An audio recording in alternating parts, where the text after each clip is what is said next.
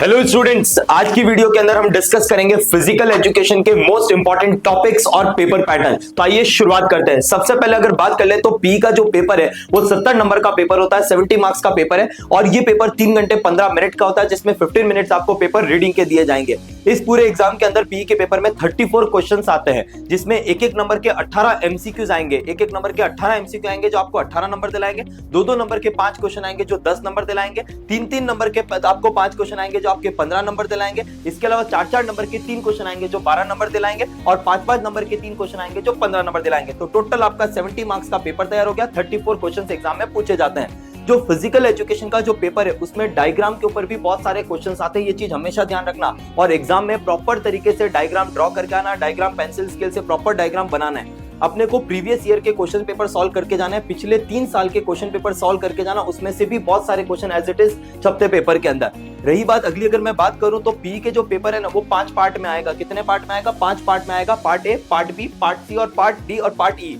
5 part में physical education का पूरा पेपर आएगा। डायग्राम का, प्रेजेंटेशन का ध्यान रखना है, राइटिंग का, कंटेंट का ध्यान रखना है। पेपर आराम से 3 घंटे 15 मिनट में खत्म हो जाता है। पेपर बिल्कुल भी लेंथी नहीं होता है। बस अपने को प्रेजेंटेशन बहुत अच्छा रखना है, डायग्राम वगैरह प्रॉपर ड्रॉ करने हैं। और पढ़ाई करने से पहले चीज जरूर ध्यान रखना, प्रीवियस ईयर के क्वेश्चन सॉल्व करके जाना, उसमें से क्वेश्चन छपते हैं। तो अब अपन शुरुआत करेंगे मोस्ट इंपॉर्टेंट टॉपिक्स की।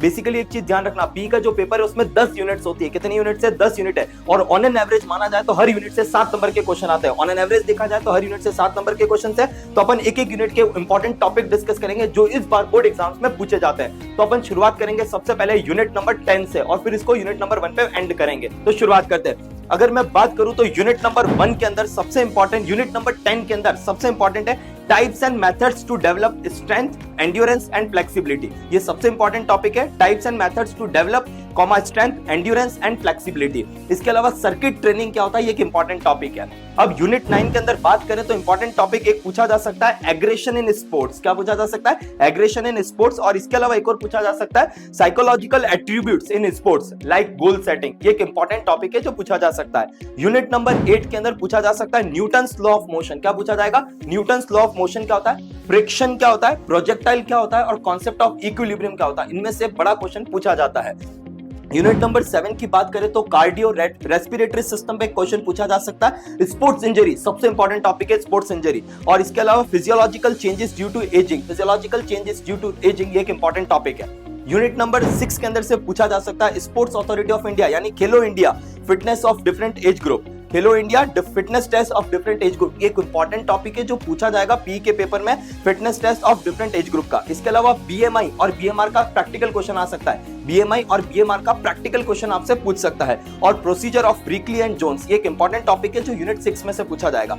यूनिट 5 की अगर बात करें तो यूनिट 5 में से balance diet and nutrition concept, ये इंपॉर्टेंट है, बैलेंस डाइट और न्यूट्रिशन कॉन्सेप्ट। इसके अलावा मैक्रो एंड माइक्रो न्यूट्रिएंट क्या होता है, इस पे डिफरेंस पूछा जा सकता है। Importance of diet in sports, importance of diet in sports, ये एक इंपॉर्टेंट क्वेश्चन है।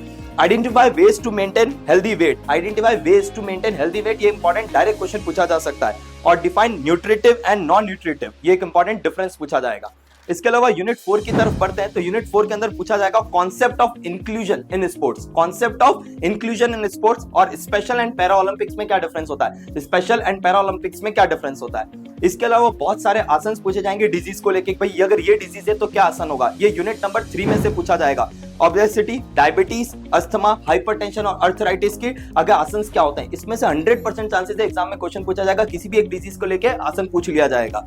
इसके अलावा यूनिट नंबर 2 की तरफ बढ़ते हैं तो यूनिट नंबर 2 में guidelines of WHO for different age group, guidelines of WHO for different age group, ये क्वेश्चन डायरेक्ट पूछा जा सकता है। इसके अलावा पूछा जा सकता है कॉमन पोस्चरल डिफॉर्मिटीज क्या होता है, कॉमन पोस्चरल डिफॉर्मिटीज क्या होता है। और यूनिट 1 की तरफ बढ़ते तो यूनिट 1 में से पूछा जाएगा difference between intramural and extramural sports events.